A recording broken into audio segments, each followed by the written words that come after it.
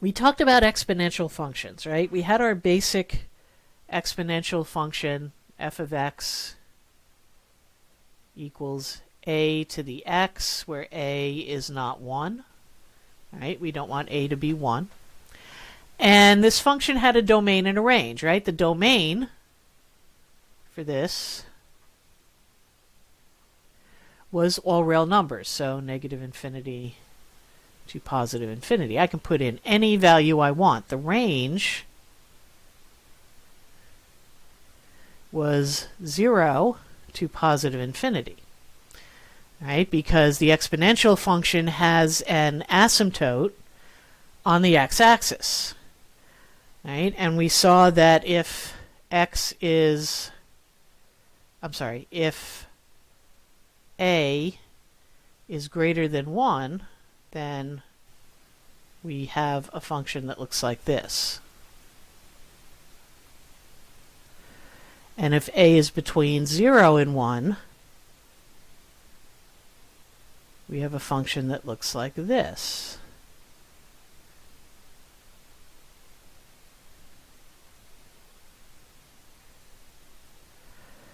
Okay.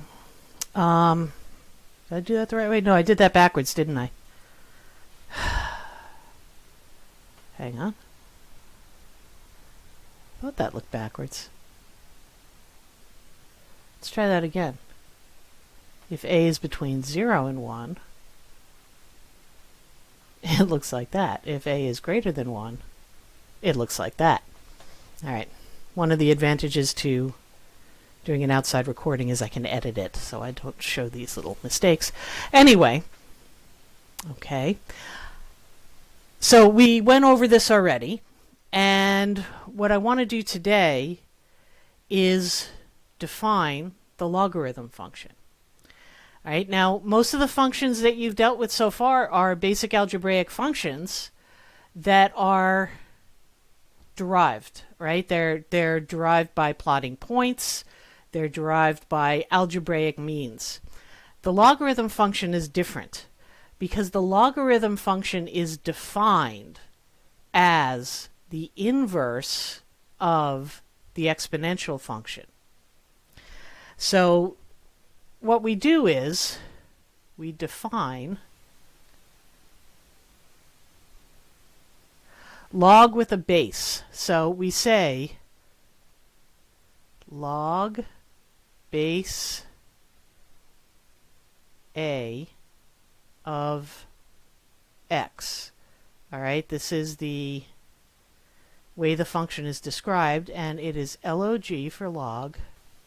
The base of a is a subscript down there, and then the argument of this function is x. So log base a of x. And we define this is the inverse of f of x. Well, let me call it something different. I don't want to use the same function name. Of g of x, which is a to the x. So notice the bases are the same. Log base a to the x. All right. So I have from the book, the official yellow box from the book with our formal definition of a logarithm. So for every positive number a where a is not 1, all right, and each x in 0 to infinity, because remember, the range of the exponential function is going to be the domain of the logarithm. All right, y equals log base a of x if and only if x is equal to a to the y. So this is the actual definition of the logarithm. All right, we're not defining it by any arithmetic operations. We're not defining it by plotting points or anything like that. We are defining it specifically to be the inverse of the exponential function. And then because because it's defined as the inverse, when I compose them, I'm going to get the identity. So if I take log base a of a to the y, I'm going to get y. And if I take a to the power log base a of x, I'm going to get x. All right, so when you compose these two, they behave like inverses because they're defined to be inverses. So what I want to start out doing just for today, just for this video, is to go over using the definition of the logarithm to evaluate different expressions. All right, so I'm not going to need my calculator. Well, I'm going to leave it there anyway, just for the sake of the video. So if I want to evaluate this first problem here, log base 10 of 1,000. 10,000. 1, 2, 3, 4. 10,000. Get the right number of zeros there. All right. I've got a couple of different properties I can use, but in particular, it's this one that I'm interested in. If I can get the base of the logarithm to be the same as the base of the argument, then I know that my answer is going to be whatever the exponent is. So there's some things you're going to have to recognize to do this, and that is that 10,000 is a power of 10. All right, so if I have log base 10, 10,000, right? How do we turn this into a power of 10? Well, you simply count the zeros. I've got 4 zeros, so that is 10 to the 4th. And now I have exactly what I have underlined up here. I have log base a of a to the y, log base 10 of 10 to the 4th. So because those functions are inverses, I just get the 4 out. So log base 10 of 10,000 equals 4. All right, again, if you have questions, go ahead and ask. As I'm going along here, I'm going to... Oh, good, that stays in the video. All right, I'm not recording the Blackboard, all right? So you guys will not appear on the YouTube video, and your voices will not appear on the YouTube video, and the chat will not appear on the YouTube video. All right, so do not worry about that. All right, so if you have questions, feel free to ask. All right, let's look at the second one. B here. Same kind of problem. Log base 10 of 0.1. All right. So in order for me to evaluate this, I would need to be able to get the base of the logarithm to be the same as the base of 0.1, which means I need to write 0.1 as 10 to a power. All right, so log base 10 of 10 to the, now this is 1/10, right? 0.1 is 1/10, and 1/10 is 10 to the negative 1. All right, so again, I have exactly what I have up here, log base a of a to the y, log base 10 of 10 to the negative 1. So my answer is negative 1. So up here, log base 10 of 0.1 is negative 1. All right, let's try C. All right, C, come on, pen. C says log base 2 of 32. All right, so to be able to evaluate this, I have to be able to write 32 as 2 to a power. So I get log base 2 of 2 to the, all right, so let's see, 2 times 2 is 8. I'm sorry, 2 times 2 is 4, times 2 again is 8, times 2 again is 16, times 2 again is 32. So I have 5 of these. So this is 2 to the 5th. All right, so now I have log base 2 of 2 to the 5th. So I have 5. All right, so when I come up here, log base 2 of 32 is 5. All right, let's look at D. Yes, I'll go sideways here. All right, so log base 4 of 2. All right, this one looks like it might be a little trickier.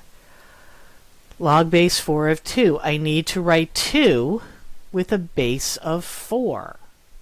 All right, so this is going to be log base 4 of 4 to the 4 to what power is 2? All right, think about that for a second. Well, I know that the square root of 4 is 2. So if the square root of 4 is 2, the square root is the 1/2 power. All right, so I have log base 4 of 4 to the 1/2. So I have 1/2. So I can come over here. This is 1/2. All right, E. I don't think I have to do anything to E, do I? I have log base 5 of 5 to the 2nd. Well, that's already set up to say the answer is 2. Right? This one's written the other way, right? This one's written as an exponential, but that's okay because, remember, the functions are inverses, so the composition works both ways. So if I have a to the log base a of x, I have x. So I have 3 to the log base 3 of 8, so I have 8. All right? So you can use these properties that these functions are inverses of one another. So I have a question. So are you finding numbers so that you can cancel out? Basically, yeah, you could think of it that way. All right, so I mean, if you want to think of it that way, that's not technically what you're doing, but as long as the base of the logarithm is the same as the base of the exponent, basically this whole thing is disappearing and you're just left with y. Okay? So yes, if you want to think about it that way, that's fine. Okay, but it's the property of inverses technically is what you're using there. All right. All right, how about this? Let's take a look at some more of these here. All right, use the inverse relationship with the exponential function to determine x. All right, so what we're going to use here is, I'm going to write the property down because I don't want to have to keep scrolling up and down on the board. All right, and what we're using here is the relationship between the log and the exponent. Basically, the definition. The fact that log base a of x equals y is true if and only if, that arrow goes both ways, a to the y equals x. All right, so making this swap, going from here to here or from here to here, all right, either way, is an important skill that you're going to need when we get into solving more complicated equations and so forth. All right, so let's start with what I have here. All right, I have x equals log base 3 of 81. Okay, so to move from this side to this side, the argument becomes the answer, the base stays the base, and the answer becomes the exponent. Think of it that way. All right, so the base stays the base, so that means I'm going to have 3 to a power.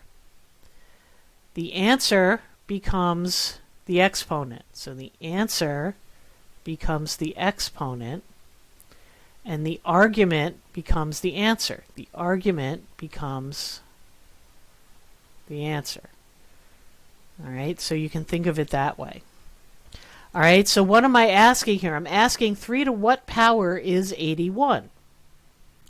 Well, honestly, we can only answer that if 81 is a perfect cube. So let's find out. Okay, well, not a perfect cube, a power of 3.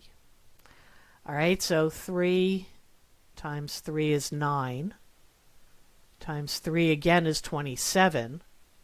Times 3 again is 81. All right, so I get 9 here, I get 27 here, I get 81 there. So that means 81 is 3 to the 4th.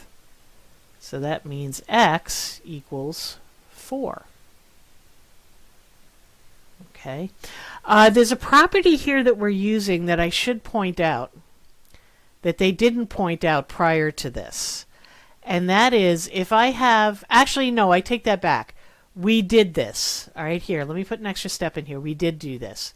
When we talked about exponential functions, right? If a to the x is equal to a to the y, this is also an if and only if x is equal to y.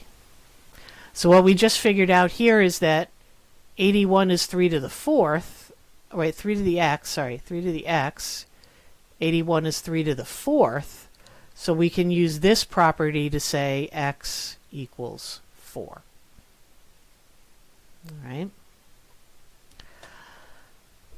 All right, so we got more of these. I'm gonna do all 3 of these, and then I have a couple from the homework, and why did that only pick up that? I don't know.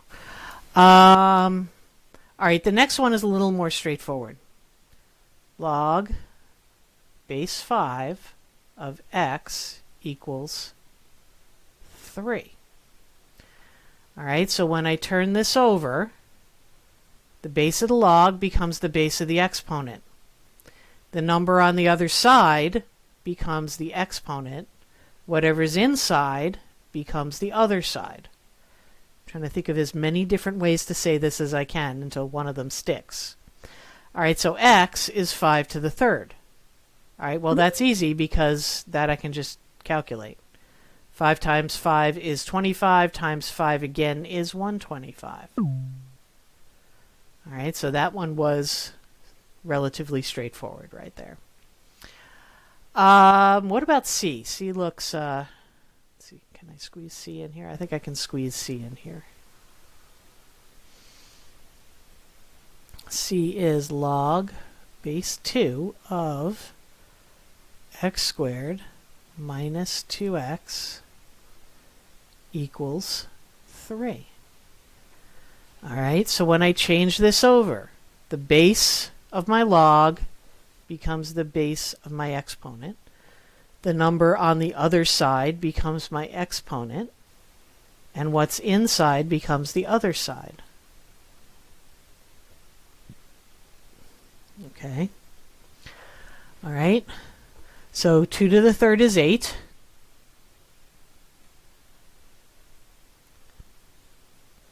And now I have a situation because I don't just have a single number, right? I didn't have something like this.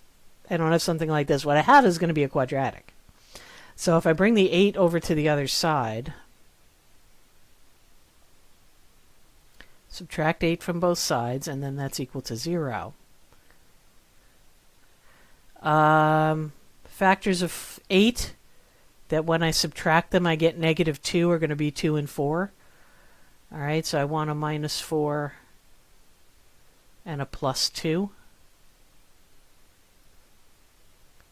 So -4 plus 2 gives me 8 here when I multiply, and when I add them together I get the -2 in the middle. All right, so I get two supposed solutions, right? What's going to make this 0 is going to be 4. That's an equal sign. And what's going to make that 0 is going to be -2. Now, I have to be careful here because there's the possibility that one of these, or possibly both of these, are not actually solutions. This is one of those situations where we're taking an equation or an expression here on the left that has restrictions, right? The domain of the logarithm is that the argument has to be greater than or equal to 0. and we're changing it into a quadratic where the domain is all real numbers. So these two are definitely solutions to this quadratic up here, but are they both solutions to the logarithm? And the way you're going to test that for right now is our rule for logarithms is that the argument has to be greater than 0. So if either of these make the argument greater than 0, I mean less than 0, or 0, then it's not a solution. So I'm going to check x squared minus 2x. If I put in 4 squared minus 2 times 4, this is going to be 16 minus 8, which is a positive 8, which is greater than 0. So 4 is definitely a solution. If I put in negative 2, well, then I get negative 2 squared minus 2 times negative 2. So that's going to be 4. Minus 2, that's plus 4.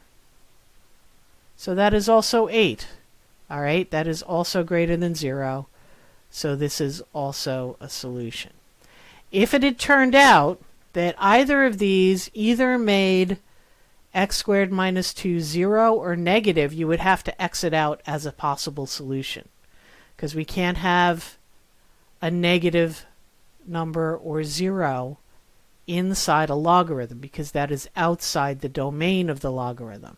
The domain of the logarithm is only non-negative numbers, so greater than 0.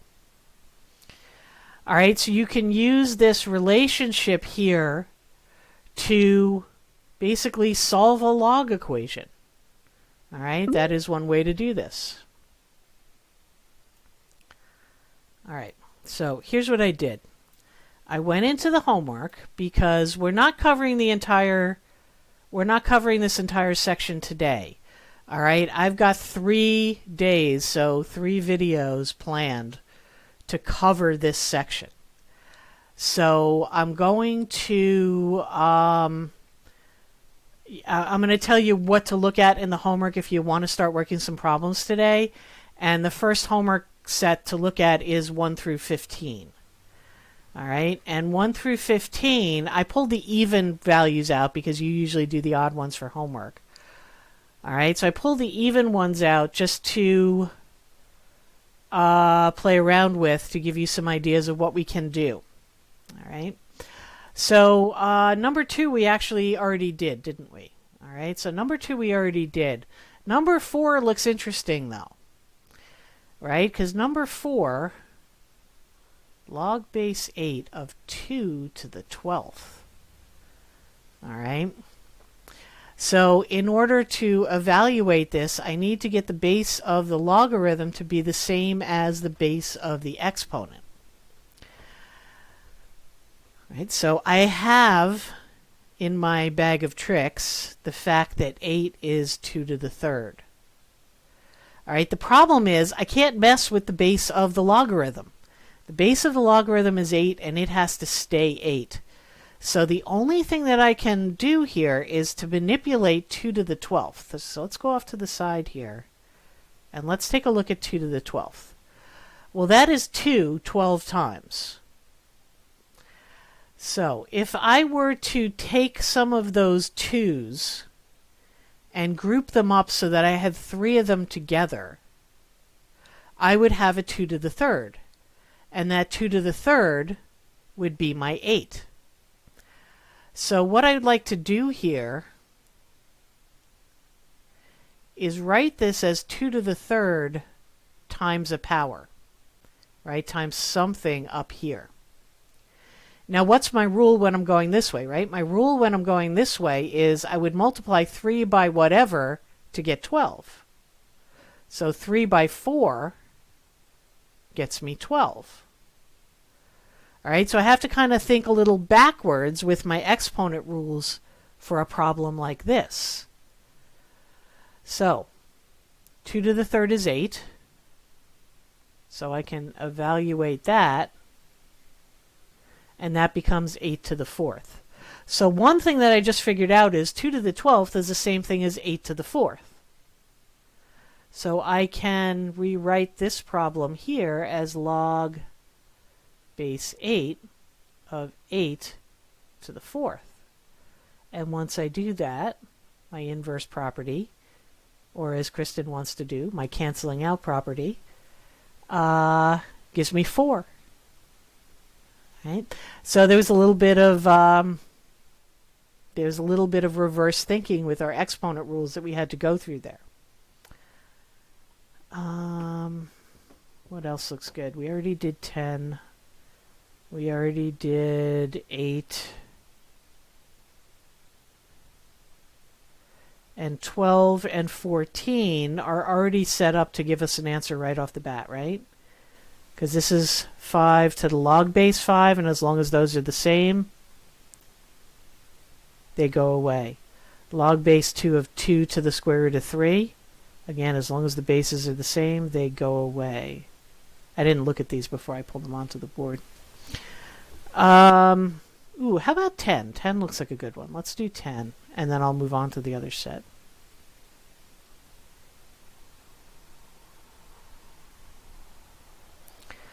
Okay, log base 4 of 1/2. All right, so again, I know because of my inverse properties that in order for me to be able to do this problem, I need to write 1/2 with a base of 4. All right, so let's play around with 1/2. What can we do with 1/2? Well, I can write it this way. All right, because 1/2 is 2 to the negative 1.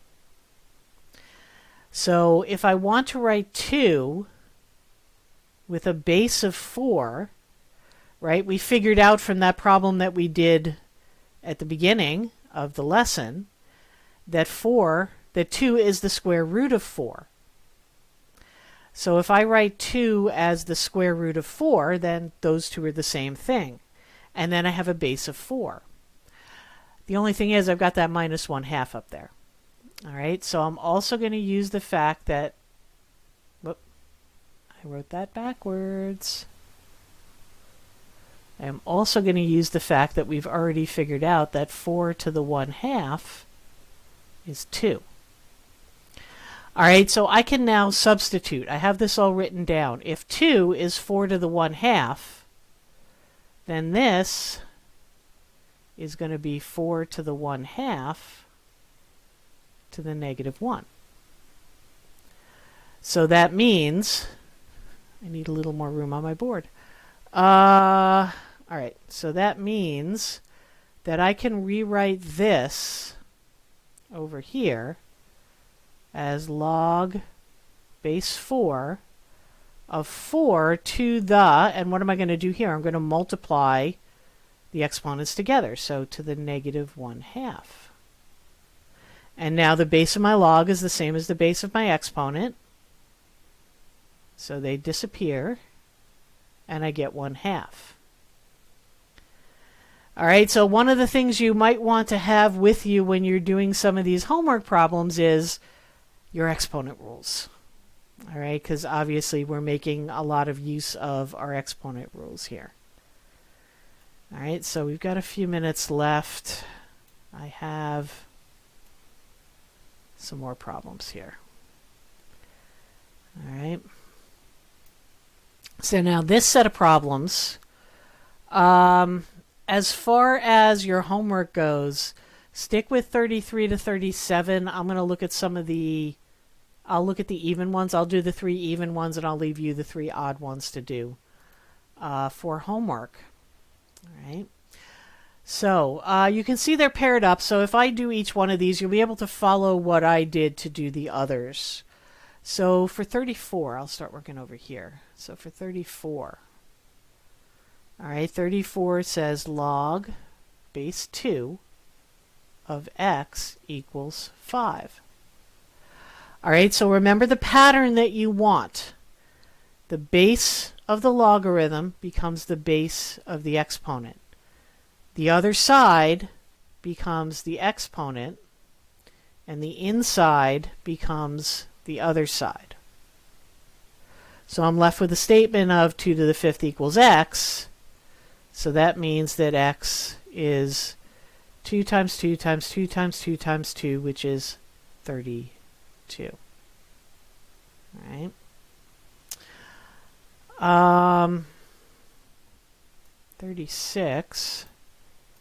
36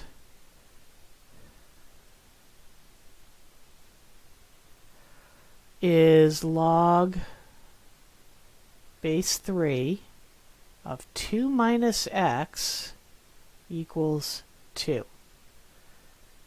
All right, so the base of the logarithm becomes the base of the exponent. The other side becomes the exponent. What's inside becomes the other side. All right. So now I have an equation that I have to solve, right? 2 minus x, 3 squared is 9. All right, so if I subtract 2 from both sides, I'm going to get a 7 here. And divide or multiply both sides by -1 to get rid of the negative x, and I get -7. And then I have to check this, all right? I have to check to make sure that this doesn't cause a problem with the argument of the exponent. So I'm going to take out my 2 minus x, and I'm going to plug in a -7. So that's 2 plus 7. So that's 9. So that's greater than 0. So we do indeed get to call x equals -7 a solution. All right.